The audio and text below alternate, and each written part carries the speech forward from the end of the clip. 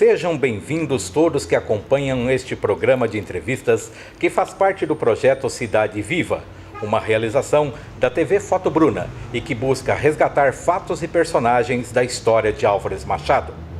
O nosso entrevistado neste programa é nascido em Álvares Machado no dia 8 de outubro de 1939.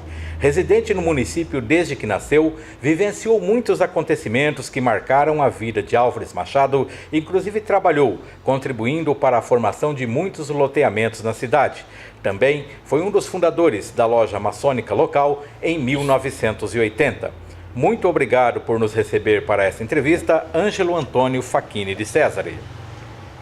Seu Ângelo, o senhor nasceu em 1939 aqui na cidade, mas chegou a morar na zona rural no bairro São Geraldo. Quem foram os seus pais? Quantos irmãos o senhor teve? Meu pai foi Quintino de Cesare, minha mãe Maria Facchini de Cesare. Meu pai é comerciante e minha mãe professora. E tive eu e mais 4 irmãos. Eu e mais um irmão mais velho chamado Oswaldo e mais 3 mulheres, Maria José,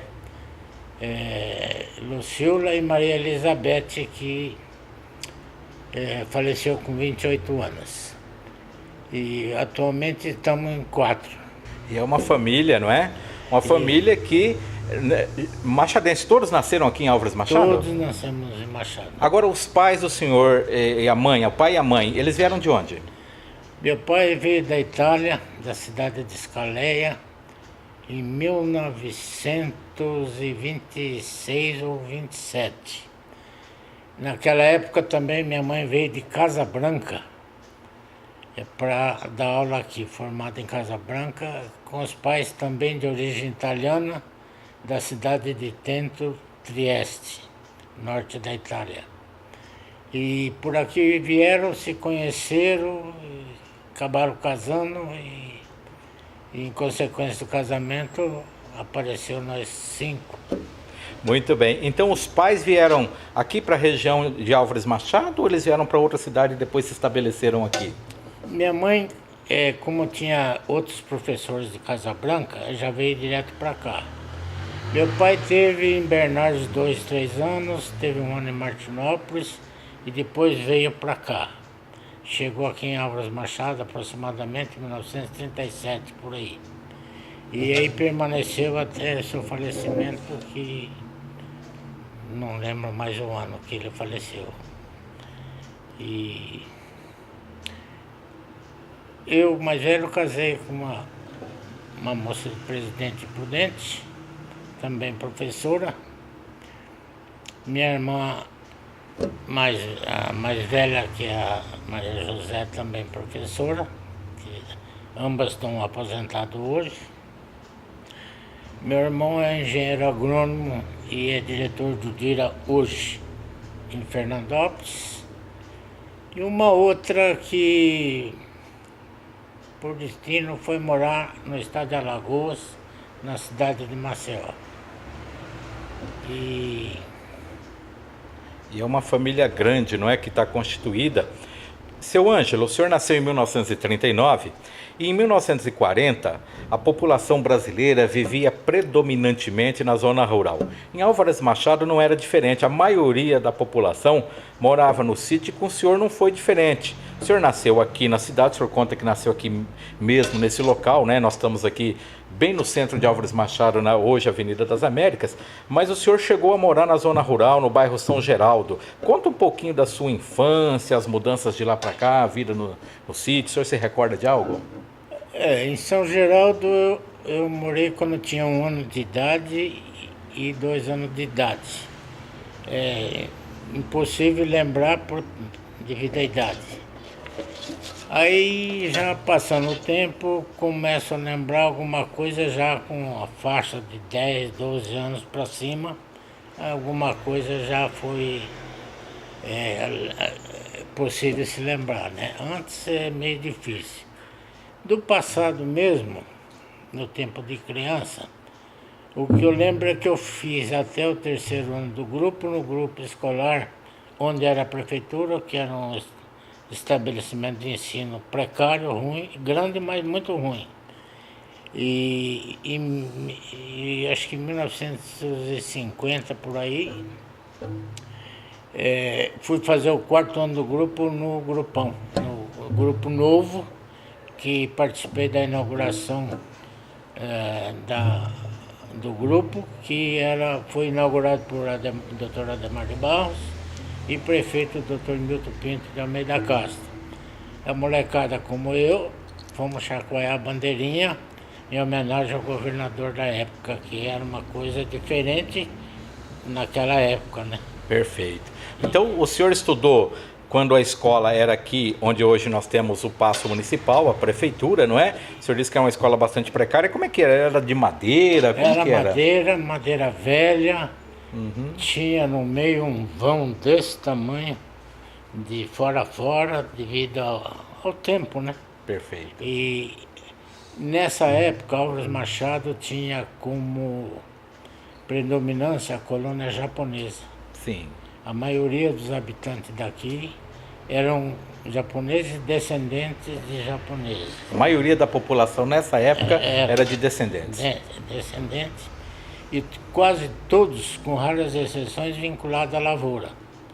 Tinha onde é o Foto Bruna hoje, sim, uma família chamada Kimura. Tinha a família do Saito, onde hoje é o Takashima. Eram residências mesmo. Hoje nós temos comércio. Não, mas na era época... do mesmo jeito. Eram todos os prédios do mesmo jeito, sim, com outras famílias gerenciando. Então a frente comercial e moravam no fundo. fundo. Certo. Aí o senhor até menciona que quando o senhor veio aqui para o centro da cidade, a Avenida das Américas não era como é hoje. Nós estamos hoje no ano 2015. O senhor disse, por exemplo, que a avenida tinha outro nome, é isso? Essa avenida no passado chamava Rua João Pessoa. E eu me lembro direito até hoje, porque minha família assinava um jornalzinho chamado Lutador, que era vinculado à Igreja Católica, feito em Minas Gerais. E passava um padre, na época, renovando a assinatura. Então nós assinávamos e vinha lá, Rua João Pessoa, número, não lembro mais. Então, durante décadas e décadas, a gente leu o Lutador em função... E o endereço era a Rua João Pessoa. E não era calçada, nem calçada ainda, era terra, é isso? Aqui era um areião violento. As carroças que iam descarregar o algodão aqui na máquina Brascote. No vira aqui, quantas tombaram por causa do areião. E predominância era carroça de 7 burros, 6 burros. Naquela época eu não lembro de ter conhecido nenhum caminhão. O cenário então era de carroças na Avenida das Américas? Filas de carroça e caminhão, lembro praticamente também, não existia. Álvares Machado no passado contou com 2 serrarias, que no começo era Pedro Mazra e Miro Mazra, a outra era do Silvio Delfini. Depois, através do tempo, um dos irmãos comprou, ficou Antônio Miro Mazra, dono de uma serraria, e o Pedro, dono de outra.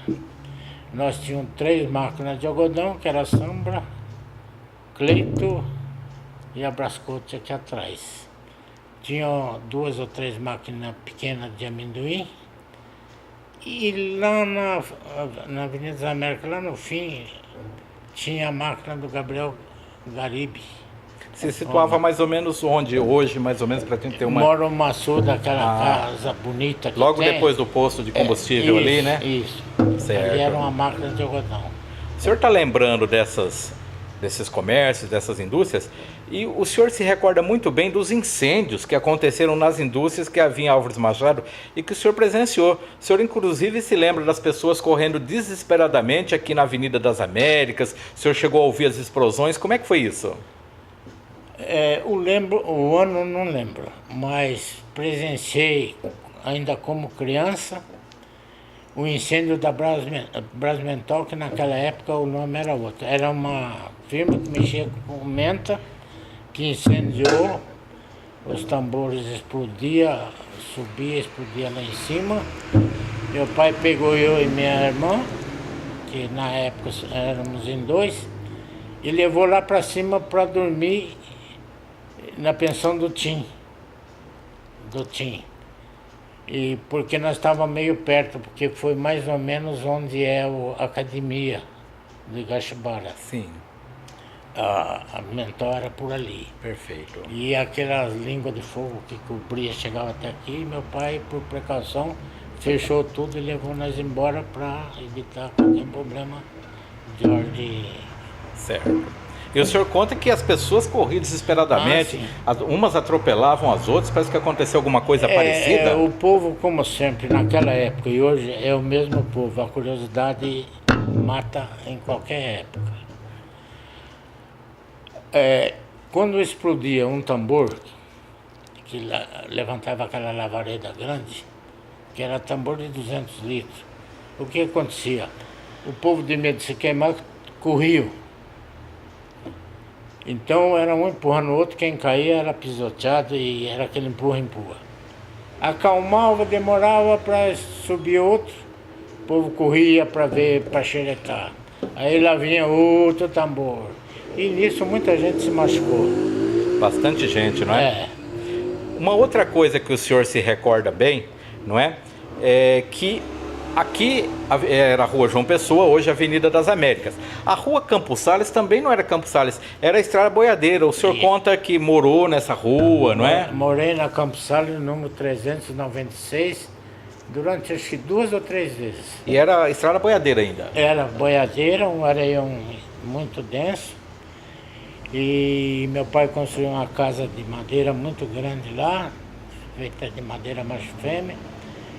Morei muitos anos, fui para lá meio criançote, meio mocinho, 14 anos para cima.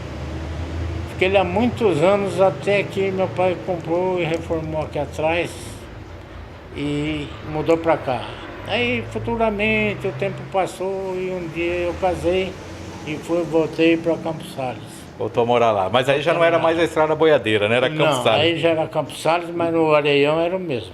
O senhor conta até que passava as boiadas lá na estrada e uma vez houve um estouro de boiada e uma vaca veio até aqui, onde hoje é a avenida, e entrou num comércio aí. Houve estouro sim, muito feio. Era uma boiada de aproximadamente entre 800 a 1000 boi. Veio pela hoje chamada Rua Rui Barbosa, chegou aqui na esquina. Uns continuaram, outros desceram. Onde tinha a porta aberta, ele entrou um animal na sapataria do Adelino Crepaldi e passou o balcão adentro e foi para lá na cozinha. E foi aquela estripulia, aquele corre medonho. Aí os peão vinha, laçava, amarrava e foram contornando. Isso foi mais ou menos 1 dia e meio essa brincadeira. Então ficou aquele tumulto naquele dia aqui no centro. Ficou um negócio diferente, né? Porque o boi a gente via sempre, mas estourado não. E é feio, viu? Imagino. O senhor conta também que a estrada daqui de Álvares Machado para Presidente Prudente era de terra. E a ponte sobre o córrego do Limoeiro, por vezes, caía. E que na sua juventude, às vezes, os jovens iam namorar em Prudente. E como a ponte caía, tinha que ficar por lá porque não dava para voltar. É mais ou menos isso? 2 vezes na minha trajetória de Presidente Prudente, que eu frequentei Presidente Prudente 9 anos à noite, entre estudar e namorar. Uma vez rompeu essa ponte, a chuva levou e rompeu o asfalto. A primeira vez estava eu e Edgar, filho do Dr. Milton, não pudemos ir embora. E como todo estudante, nós fomos obrigados a dormir dentro do carro, né? Alguns meses depois aconteceu a mesma coisa. Pegou nós, tem a estrada, sem a ponte, e nós fomos impedidos de vir.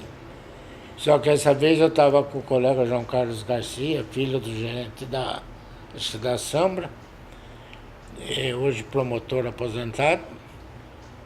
Só que ele estava com a Kombi do pai e nós dormimos dentro da Kombi no posto de gasolina na Avenida Brasil. Lá em Presidente Prudente? Lá em Presidente Prudente. No outro dia cedo eu retornei com o trenzão, aquele trem que passava meio de madrugada. Fui encarregado de avisar a família que ele não veio porque estava tomando conta do carro, não queria largar o carro sozinho. Então passei e vim avisar a dona Sara Garcia que o João Carlos estava em Presidente Prudente e nós não viemos para casa por esse motivo. O senhor lembrou de duas coisas muito importantes, que foi o fato de serem estudantes e o trem. Teve até uma iniciativa que vocês tiveram aí na época de estudantes, que foi a movimentação do trem para levar os estudantes para Presidente Prudente, não é? Usar a estrada de ferro para levar os estudantes. Conta um pouquinho, seu Ângelo. Do pouco que eu ainda me lembro, realmente para a gente que ia estudar à noite em Prudente, houve um movimento, inclusive foi pedido para diversos políticos ligados ao governo do estado, e na época a gente era janista, e aproveitando que o Jânio Quadros vinha para Presidente Prudente, passando por aqui, foi feito um documento solicitando ao governador Jânio Quadros que liberasse para o trem no Ouro Verde daqui para Prudente, para os estudantes, e autorizasse a Estrada de Ferro trazer um vagão, porque a máquina de óleo ia abastecer toda noite em Santo Anastácio. Ela vinha de Prudente a Anastácio. Anastácio sozinha. E nós pedimos para que anexasse a essa máquina um vagão. E o governador prontamente nos atendeu.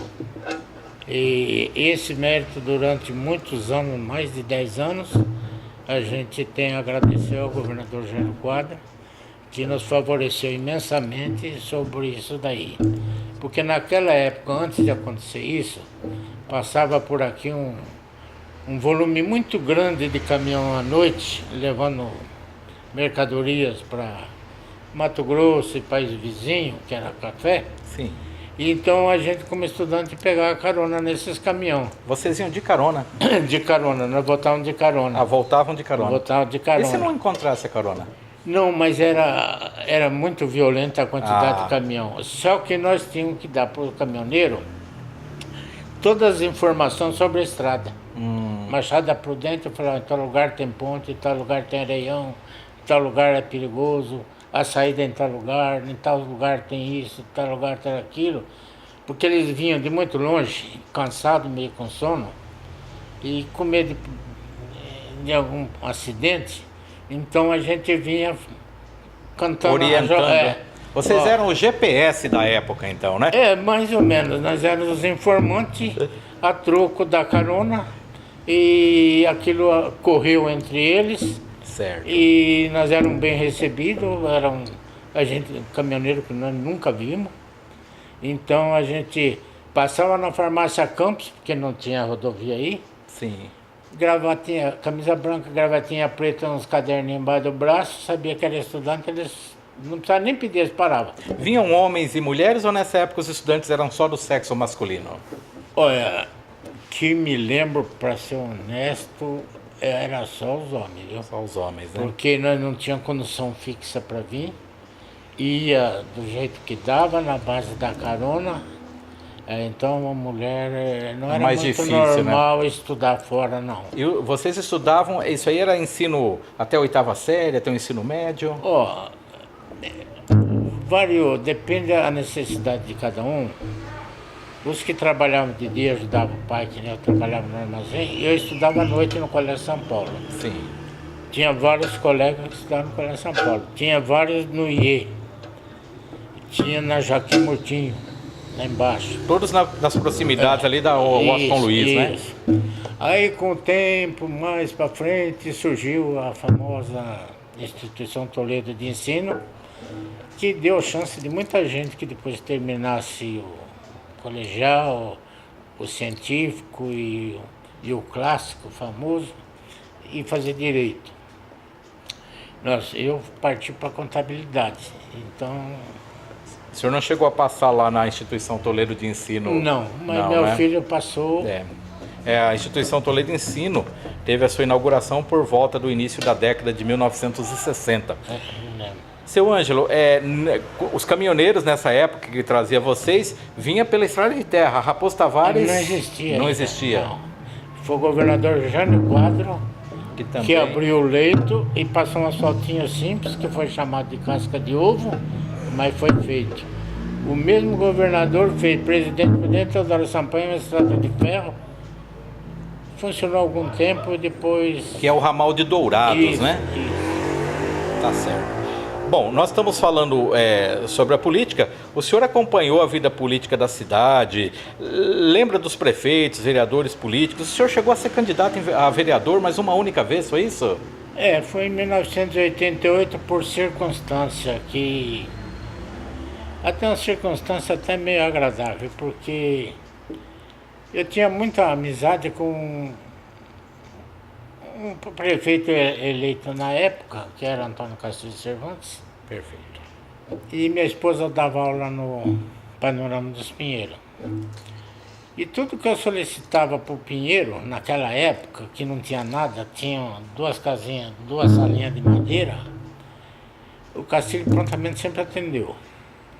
E aí eu comecei a apurrinhar ele que, vamos construir um prédio decente, né? Minha esposa dava aula lá, as colegas também.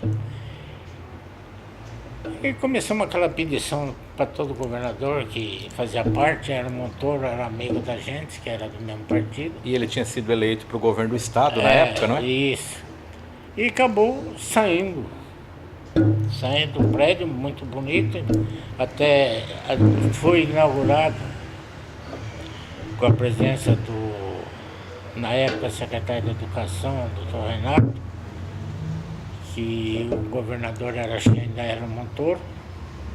E naquela época a diretora era a dona Celestina Fernandes César, por um período relativamente pequeno, de 3, 4 meses ou 5, por afastamento do senhor Milton Moraes, motivo talvez doença, e que ele foi obrigado a se afastar, então ela assumiu, e onde ela foi obrigada a fazer a inauguração, que não foi muito fácil, mas depois, através do próprio prefeito, nós ganhamos um caminhão de móveis, né? Que até foi o Belardinho, Belarmino, né? Que foi buscar para nós, porque tinha dia e hora para chegar lá, pegar, porque se você não pega, outra cidade pega. Outro busca, né? Aí o Belarmino ajudou violentamente, foi daqui para São Paulo de caminhão, trouxe, a prefeitura pagou a viagem, e o bairro foi muito, como que eu posso atendido. dizer? Ele foi alavancado bem. Porque era já no início do bairro lá, né? Era início, inclusive o tiroteio na Matinha, na famosa Matinha, era muito grande. Acontecia muito, Tinha. A bandidagem, a polícia apertava e por dentro eles corriam para lá. Então ali era o foco. Só os professores nunca tiveram nada com problema com os bandidos, porque toda vez que algum deles, o filho deles, ou a esposa deles ficava doente, únicos carros disponíveis eram dos professores. Então os professores socorriam quem quebrava um braço, uma perna, se queimava, para Santa Casa de Presidente Prudente, e sem assim uma conversa assim... Sem maiores detalhes. Sem muita coisa, foi eu te ajudo aqui, você me ajuda ali, eu não mexo com você, você não mexe comigo, sem conversa. Foi uma bênção de Deus que falou, vocês ajudam ele aqui, que eu ajudo, né? Foi... Perfeito. O senhor lembrou do Parque dos Pinheiros? Nessa época o Parque dos Pinheiros estava realmente começando, né? Porque o Parque dos Pinheiros foi um loteamento, se não me engano, aprovado na época do prefeito Arthur, não é? Arthur Boigues, e administrado e mexido por Dr. Ramos Maluli. Exatamente, né? Agora, o senhor também ajudou, contribuiu com muitos loteamentos que foram instalados aqui na cidade de Álvares Machado. O senhor conta que a região da Vila Paulista, o senhor ajudou o incorporador na época, né? O primeiro loteamento pequenininho que eu fiz era onde era a Serraria de Antônio Miro Matos. Aí ele comentando que quer acabar com tudo aquilo lá, arrumar tal, eu falei, então vamos lotear, né? Tava faltando terreno. Ele falou, você me ajuda? Ajuda, ué. Só que ele fez um terreninho muito pequenininho. A metragem reduzida, né? Por 17,75 de fundo, mas foi um sucesso. Foi um sucesso. Foi vendido rapidinho, rapidinho. E, em consequência disso, começou a faltar terreno e o Edgar, que era muito colega, nós convivíamos juntos, falou, Edgar. E ele tinha feito uma aventura para a Bahia e voltou e estava precisando assim, de uma atividade mais. Aí eu falei, vamos lotear lá. Vai ser dispendioso, vai ter muito sacrifício, mas se a gente se propuser com muita seriedade, muita honestidade, nós vamos ter sucesso. Ele falou, você tem coragem? Eu falei, tenho. Desde que vamos fazer a coisa certa. Primeiro dinheiro, vamos investindo tudo lá, não vamos pegar nada para nós. Até sair a água, a luz, enfim, tudo que nós prometemos encontrar. Esse loteamento que o senhor está se referindo é o atual Parque dos Orixás, é isso, Parque né? dos Orixás. Aí, como o Machado não estava acostumado com o cemitério, morar perto do cemitério, foi um obstáculo talvez maior que nós tivemos. Ah, o pessoal tinha muito preconceito, é isso? Ninguém queria morar perto do cemitério. Aí começamos a ter uma ideia. Primeiro nós tínhamos dado para o prefeito Súnica aquela quadra em frente à loja. Aí logo em seguida mudou o prefeito, entrou o Arthur Buix, outra vez. Era Arthur Súnica. Eles se revezavam, né? Aí o Arthur falou, eu não quero esse terreno, eu quero aqui. Que a pretensão dele era puxar o cemitério mais para cá, em cima de nós. Ah, sim, ampliar para cá. Aí conversamos, dialogamos e ele resolveu a não fazer isso. Aí depois veio uma antena de rádio, de telefonia rural, fez a mesma coisa. Aí nesse meio de tempo começou a surgir a ideia de trazer uma loja maçônica para os Machado, então eu falei com o Edgar, já que a nossa intenção é tampar a visão do cemitério, dá um terreno para nós, Sim. Que nós construímos ali e ajudamos você tampando. Ele falou, se vocês puserem a escritura que não vai vender, não vai trocar, não vai dispor, eu dou.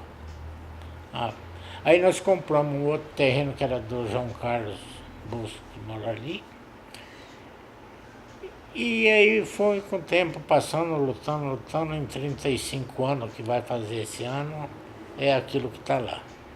O senhor mencionou a questão da loja maçônica, ela foi fundada em 30 de abril de 1980. Demorou muito até se organizar para construir, para instalar? Como foi? Foi muito sacrificado porque primeiro nós tivemos que arrumar o terreno, depois nós tivemos que arrumar gente da própria organização, que fosse engenheiro, que não cobrasse nada. E foi uma luta dura, fizemos rifa de carro, e foi indo, muita luta, muita vaquinha, a gente fazia um rateio e tal. Até conseguir instalar. Até fazer um prédio rústico, né? Rebocado só por dentro, depois, passo a passo, em 35 anos, chegou que hoje está uma maravilha, muito bonito lá. Seu Ângelo, nós estamos falando do Parque dos Orixás, e é um bairro que hoje não é? Mas no passado houve muita, vamos dizer, controvérsia em torno principalmente das ruas, do nome. Houve até uma época que um certo movimento queria até mudar o nome do bairro. Conta para nós como que foi escolhido o nome do bairro, o nome das ruas, partiu de quem a sugestão? Bom, essa não foi nem bem sugestão, foi quase que imposição. O Edgar, como é de origem baiana, Dr. Milton Pinto também da Casa baiano, e ele tinha acabado de vir de lá. Na Bahia, o Candomblé e outras coisas, minha ligada, é muito conhecido, muito divulgado. E lá a religião católica e a Umbanda e outras convivem bem em harmonia. Aí ele falou, aí eu vou, em homenagem aos santos, eu vou denominar Parque dos Orixás. Eu falei, mas o que quer dizer isso? Ele falou, Parque dos Orixás é Parque dos Deuses. Aí depois ele começou a citar a Rua Iansã, a Rua Iemanjá. A Iemanjá todo mundo conhece, né? Protetora das águas, tá. E todas as ruas, ela tem o nome de origem africana, mas na religião católica tem O correspondente. o correspondente. Um é Santo Antônio, outro é coisa que eu não vou me atrever a dizer, que eu já não lembro mais. Uhum. Mas a palavra está no, vamos dizer, no idioma ou dialeto africano, mas com o nome de santo que a gente cultua hoje. Perfeito. Só não vou me atrever a comparar, que eu já não lembro mais, porque já vai fazer 30 e tantos anos Sim. que eu e Edgar fizemos aquilo. Então, E houve algum problema no início, assim? O pessoal estranhou muito? estranhou. É. Estranhou, mas o santo dos baianos é forte. É mais forte, né? É forte, ajudou Teve bem. paciência para vencer a batalha, não é verdade? Ah, sim. Eles ajudaram muito. Eu acredito que já.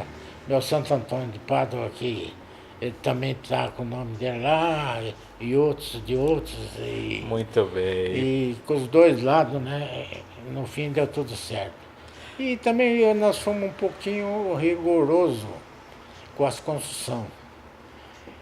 Mesmo não sendo permitido, talvez, por lei, nós falamos, você quer comprar, compra, mas você tem que fazer de tijolo, Sim. bloco e tal. Ah, mas por que você diz isso? Porque você vai na madeireira, faz o orçamento, depois vai numa construtora, faz o levantamento numa casa de tijolo ou de bloco, você vai ver que o tijolo e o bloco é mais bonito e é mais barato. Então não foi tão difícil contornar a situação. O pessoal compreendeu a proposta. Então. A proposta e outra, nós de casa de madeira aqui nós já estávamos satisfeitos também, né? Porque eu morei numa há muitos anos. Ela com o tempo, ela vai indo, tem a vida útil, ela apodrece, ela tem tal. E com o tempo, a de tijolo, com uma reforminha, a duração é muito maior. Perfeito. Pelo menos é o que nós achávamos. Então, por graças isso- a Deus, Deus nos abençoe e nós saímos. É por isso, então, que o Parque dos Orixás tem um índice tão grande de casas de alvenaria. Houve uma sugestão, um encaminhamento. Né? Não houve uma lei Não. parecida com o zoneamento urbano, não. Foi uma coisa A mais gente- de convencimento mesmo. A gente sempre pregava para tipo melhor, né? Se você pode, com o mesmo dinheiro, morar numa coisa melhor, por que com o mesmo dinheiro você vai para uma coisa mais ruim? Perfeito. Seu Ângelo, vamos falar um pouco de esporte agora. Nós já fizemos outras entrevistas dentro do nosso projeto Cidade Viva e o pessoal sempre lembra do futebol, principalmente da época em que era bem movimentado aqui com o Paulista, o Bandeirante. E o senhor se recorda do jogo que foi até mencionado por um outro entrevistado nosso, Pedrinho Barbeiro, que foi o jogo que a Portuguesa de Desportos da capital esteve aqui. Jogou contra o Paulista Futebol Clube. E o senhor lembra do placar, lembra do jogo, alguma coisa assim? Lembro que meu pai me levou, eu era criança. A Portuguesa, como não podia deixar de ser, ganhou o jogo de 1-0, mas foi um jogo muito disputado, que ficou na memória de todo mundo. E parece que a Portuguesa, quem conseguiu trazer foi a família do Maluli, através do Fuad Maluli, Eduardo Maluli, Tuma, esse pessoal que gostava e tinha como trazer, então trouxeram. E depois de muitos anos depois eu participei do movimento do Paulista, já em escala amadora. Certo. Nós fazíamos um carnaval, na época do carnaval, e com o dinheiro era mantido o futebol durante o ano. Perfeito. Então o senhor participou também dos clubes de Álvares do Machado. Paulista há alguns anos, sim, eu, Niquinho, o Nuno, que era da Iucana, e muitos outros, João Lozada e outros, Chalico e outros, muita gente, Ascenso, José Ascenso Carreta, Irineu, enfim, uma turma muito grande, né? Tinha uma turma muito grande. O Jorge Saito, por exemplo. Então. De colaboradores com o Paulista sim, na época, né? E o nome era fácil carregar porque era muito bem visto. Porque nós levávamos o carnaval muito a sério. Certo. Inclusive para as famílias frequentar. Porque nós tínhamos segurança, trabalhávamos de segurança, para que não descambasse, né? E era no clube? Era no clube? Não, nunca tivemos clube, não. Nós íamos, através da política, ao Dira de Prudente, para emprestar para nós, para o carnaval, aqueles prédios que foi derrubado ali. Ah, onde hoje há um projeto da construção centro cultural, né? Ali tinha a máquina de barracões, né? algodão. Tinha barracões. E eles cediam uma parte e nós comprávamos madeiramento, fazia o piso e tal. E depois que acabava o carnaval, nós tínhamos 3 dias de prazo para cair fora, né? Para limpar e devolver, não é? Que era do governo do estado, né? Certo. Ah, o prédio pertencia ao governo do estado. Governo do estado. Bom, um outro assunto. O pai do senhor, nessa mesma, onde nós estamos hoje, na esquina da Avenida das Américas com a Rui Barbosa, teve um estabelecimento comercial. Como que era o comércio naquela época? Me parece que o pessoal comprava e pagava com a safra, era diferente, né, seu Ângelo? Bom, isso voltando lá no ano 40, 50 e pouco, as firmas de São Paulo abasteciam o comércio com a mercadoria a prazo longo. O comércio, para poder vender, tinha que também vender a prazo longo. Então era combinado os sitiantes de nome que tinham prestígio, para os meeiros, tudo, eles assumiam a responsabilidade, então comprava tudo e entregava. Quando vinha a colheita, aquele sitiante pagava as contas e entregava tudo para o comércio, para o comerciante onde ele estava vinculado, e o comerciante mandava tudo para São Paulo, da onde ele também tinha pego a mercadoria, né? Então era uma meia troca, você tinha dinheiro para receber, aí você ia gastando, levava um pouco de dinheiro para comprar roupa, sapato, né? Que tinha o Miguel Lúcio aqui do lado, onde é o Banco do Brasil. Sim. E assim foi indo, mas tudo no mundo muda, né? Aí eu não sei se foi por cano, se o comércio devagarzinho mudou. O prazo foi encolhendo, não sei se a situação ficou difícil, o prazo foi encolhendo, e chegou no que chegou hoje, né? Certo. E a economia sofreu mudanças, né? Aí, voltando a essa época, um pouquinho antes, o senhor que, quando criança, também residiu na zona rural, no bairro São Geraldo, e comenta que a zona rural de Álvares Machado era muito movimentada também, né? Álvares Machado era uma cidade praticamente agrícola. Sempre foi agrícola. Aqui foi um dos maiores plantadores de algodão, depois apareceu amendoim, batata, hortelã, que quebrou muita gente aqui. Óleo de hortelã, a plantação de hortelã quebrou muita gente. A batata também quebrou 2, 3 famílias tradicionais daqui. Batata inglesa mesmo ou batata doce? Não, batata comum, batata... A batatinha. E até teve um comerciante aqui, ele comprou um vagão de batata, carregou, mandou para São Paulo. Entre Machado chegar em São Paulo demorou 10, 12 dias. Com a batata. Com a batata dentro. O vagão fechado, chegou em São Paulo, estava tudo estragado. Aí ele foi chamado, teve que ir lá em São Paulo arrumar um caminhão para jogar tudo dentro do rio, que na época porque senão tinha que pagar a estadia do vagão. Poxa. Ele, além de perder tudo, ainda teve que pagar para tirar. E foi onde esse comerciante de origem espanhola quebrou. Em 2016, Álvares Machado estará completando 100 anos de fundação.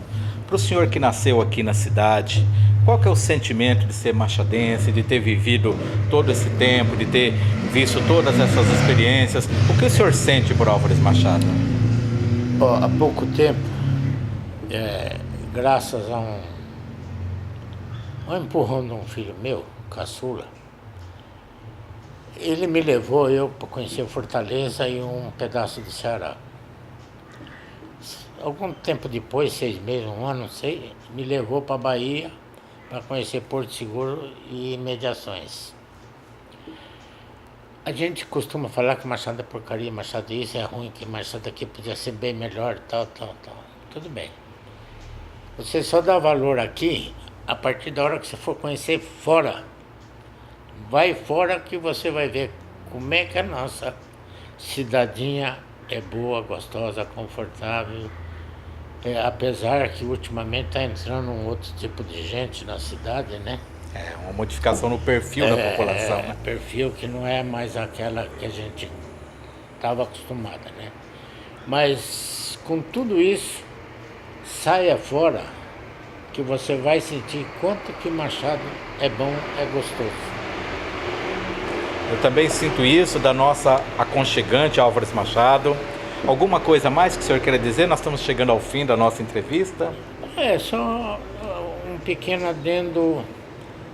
Eu, Roberto Seguro, João Alves Martins e mais os professores da época, um dia brincando, sentado numa porta aí na rua, falou, Presidente Prudente tem 2 escolas técnicas, Pirapó tem, Bernardes tem, Machado não tem. Puxa, nós não somos melhor nem pior que ele. Vamos fazer? Vamos. Aí começou aquele alvoroço. E naquela época eu estava fazendo a faculdade em Prudente. E batalhão, mas os 3 cabeças mesmo corregou de fundo pela cabeça foi eu, Roberto Seguro e João Alves.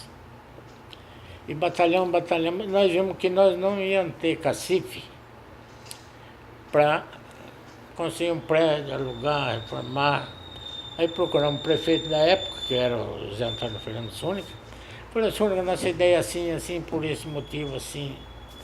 Ele falou, boa ideia, boa, gostei assim, não precisa ficar viajando, correndo perigo, né? Ele falou, eu ajudo no que se eu puder.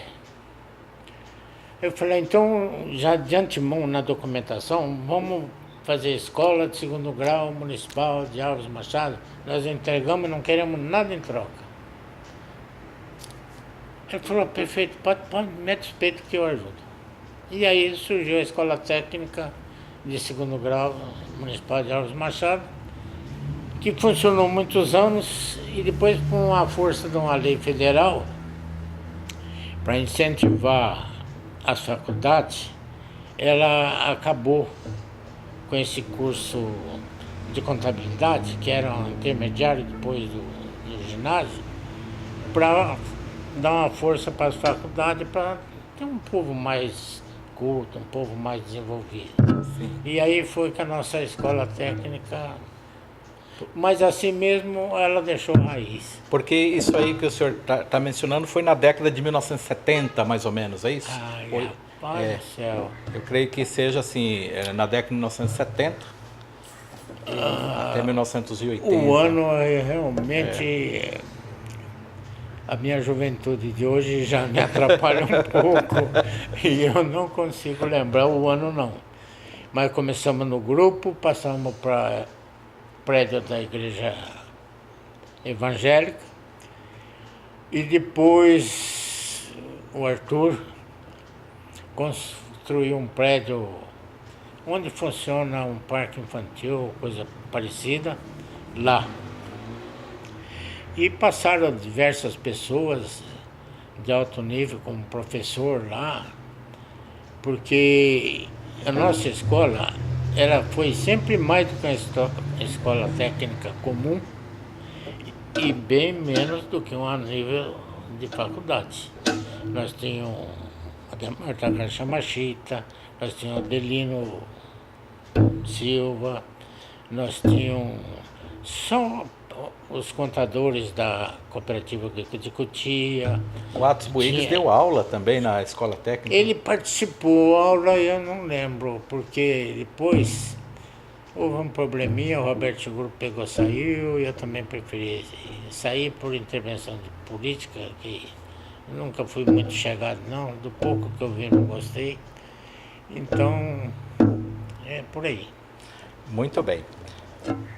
A todos que acompanham o programa de entrevistas da TV Foto Bruna, nós entrevistamos hoje o senhor Ângelo Antônio Facchini de Cesare, dentro do projeto Cidade Viva.